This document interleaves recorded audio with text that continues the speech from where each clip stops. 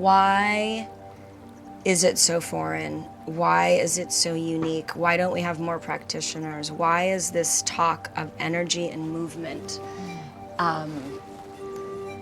so, it's not new, but so new to society today? Why? I think the biggest thing is that it's not in our educational system. If we were zero, right? If we were doing meditation practices in schools, if kids were learning how to really be comfortable in their bodies, you would see such a giant shift for kids. The anxiety goes way down, depression goes down, happiness and joy goes up, focus, concentration goes up. Anxiety goes way down. Way down. And learning how to manage energy, shake it off, shift it, get rid of it. It's so necessary. Absolutely. It's just missing from our narrative. And you know, for so many people, they hear energy or they hear spirituality and they just shut right down.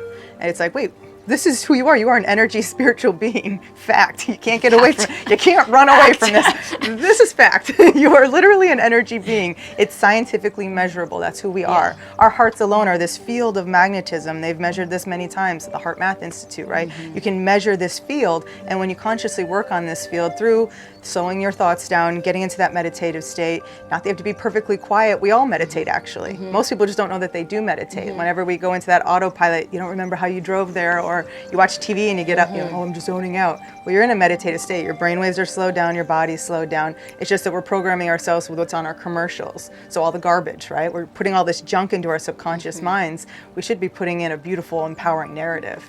And so it's time for a little upgrade on our collective narrative at this point. I agree with that so much. I want to humanize it a bit because I think meditation is challenging for a lot of people, and we've talked about this pretty deeply. I wanted to just kind of bring it to this possibility.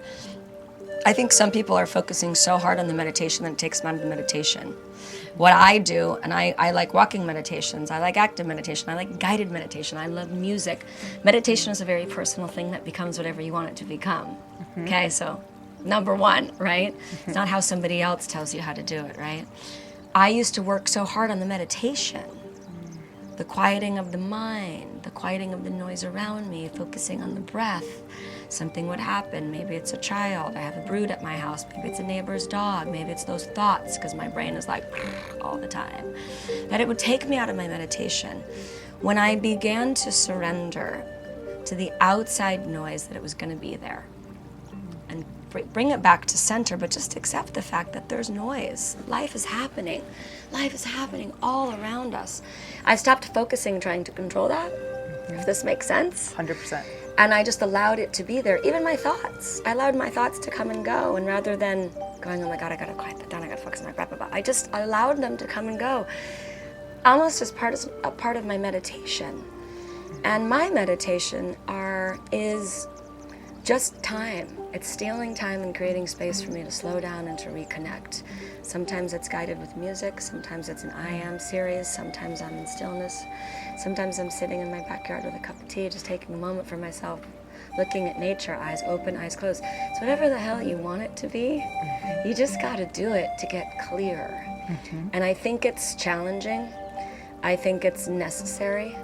I know that it's changing me. It changes my work. It changes the narrative and the type of work that I do. Right, and the thing is, no one taught us these practices. You know, we didn't grow up with this stuff. So it's like right now, society, we have to take responsibility and say, okay, what are the solutions? You know, how do we plug back into these ancient practices, this modern wisdom at the same time? How do we plug back in? We explore it. We have fun with it. So for anyone who thinks that they can't meditate, I'm like, why don't you try dancing? Like, and we all know this. You go to a wedding, you dance all night. You're not thinking. You're playing. You're dancing. And you're escaping. And maybe you're losing yourself in a rhythm or a beat. But I love that. Yes. So. Yes, rhythm. Find your rhythm, find your beat. Yes, activate energy, just play and have fun. You know, like we're dancers, we know all about it. When you're dancing, you're activating energy, but you are in a meditative state. It's a moving meditation. So the thing is, we all meditate, and we watch animals meditate. I'm like, have you ever seen a cat or a dog just stare off? And you're like, where'd you just go? Like, where's my dog right now? They're just gone somewhere. Totally. Nature meditates. So it's up to us right now, the people, to go, oh yeah, like this isn't scary. This is fun. This is exciting. If we can just, again, change the narrative, change the energy around it, make it a little hip and sexy and cool. You know, that's where we're at. There was an amazing visual that you gave me that I've used so many times in program. It's that fight or flight in the primal kingdom with an animal and how they shake. And it was a really good, easy to digest concept about shifting energy in your practice of Qigong. Like, can you just break that down a little bit? Because it's so, like, you see animals, like, just twitching and shaking all the time. We don't walk around like that. I do now. Can you imagine? You're like, no, but it's like, you can literally, quite literally, just shake things off that don't feel good. You can cleanse your body of energy. People don't know that. That's the fascinating part of your practice and what I've loved so much about sharing that experience with you. So Qigong really just means energy mastery, and one of the movements is that standing in place and shaking, and we see Olympians do it, we see pro athletes do it. They get up, they shake off the stress, the tension in the body, that built up anxiety. So yeah, animals are doing it. We're matching and mirroring nature in all of this. So when you shake off like that, you recycle the energy to earth that you don't want, but then you pump earth energy through, so you get a more balanced, harmonized inner state, and so you're able to perform better. This is for peak performance. Literally Fortune 500 companies use some of these practices. So yeah, you want to shake off, you want to get rid of it.